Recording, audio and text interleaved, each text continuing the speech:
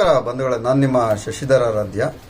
ಇವತ್ತು ಇಸ್ರೇಲ್ ಮತ್ತು ಇರಾನ್ ಯುದ್ಧ ನಡೀತಾ ಇದೆ. ಆ ಯುದ್ಧದಲ್ಲಿ ನಮ್ಮ ಇಸ್ರೇಲ್ ಹಾಗೂ ಇರಾನ್ನಲ್ಲಿ ನಮ್ಮ ಭಾರತೀಯರು ಅಲ್ಲಿ ಕೆಲಸಕ್ಕೆ ಹೋದವರು ಅಲ್ಲೇ ಇದ್ದಾರೆ. ಅವರನ್ನು ಸುರಕ್ಷಿತವಾಗಿ ಭಾರತಕ್ಕೆ ಕರೆತರುವಲ್ಲಿ ನಮ್ಮ ಭಾರತ ಸರ್ಕಾರಗಳು ತೊಡಗಿದ್ದಾವೆ.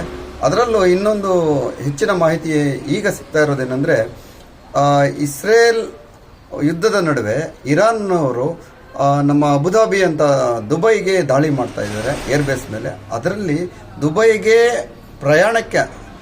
ಪ್ರವಾಸಕ್ಕೆ ಹೋಗಿದ್ದಂತಹ ನಮ್ಮ ಕನ್ನಡಿಗರು 150ಕ್ಕೂ ಹೆಚ್ಚು ಜನ ಇದ್ದಾರೆ ಅಂತ ಮಾಹಿತಿ ದೊರೆತಿರೋದ್ರಿಂದ ಕರ್ನಾಟಕ ಸರ್ಕಾರ ಸಿದ್ದರಾಮಯ್ಯನವರು ಮತ್ತು ಡಿ ಕೆ ಶಿವಕುಮಾರ್ ಅವರು ನಮ್ಮ ಕನ್ನಡಿಗರ 150 ಜನರನ್ನು ಸುರಕ್ಷಿತವಾಗಿ ಕರ್ನಾಟಕಕ್ಕೆ ಬೆಂಗಳೂರಿಗೆ ಕರೆತರುವಲ್ಲಿ ಯಶಸ್ವಿ ಆಗ್ತಾರೆ ಅಂತ ನಾನು ಆಶಾಭಾವನೆ ವ್ಯಕ್ತಪಡಿಸ್ತಾ ಇದ್ದೀನಿ. ಅವರಿಗೆ ಯಾವುದೇ ರೀತಿಯಾದಂತಹ ಅಪಾಯ ಆಗಬಾರ್ದು ಅಂತ ಭಗವಂತನಲ್ಲಿ ಸಹ ಪ್ರಾರ್ಥನೆ ಮಾಡ್ಕೊಳ್ತಾ ಇದ್ದೀನಿ. ಅವರು ಸುರಕ್ಷಿತವಾಗಿ ಭಾರತಕ್ಕೆ ಮತ್ತು ಕರ್ನಾಟಕಕ್ಕೆ ಬರಲಿ ಅಂತ ನಾನು ಈ ಮೂಲಕ ಕೇಳ್ಕೊಳ್ತಾ ಇದ್ದೀನಿ. ನಮಸ್ಕಾರ.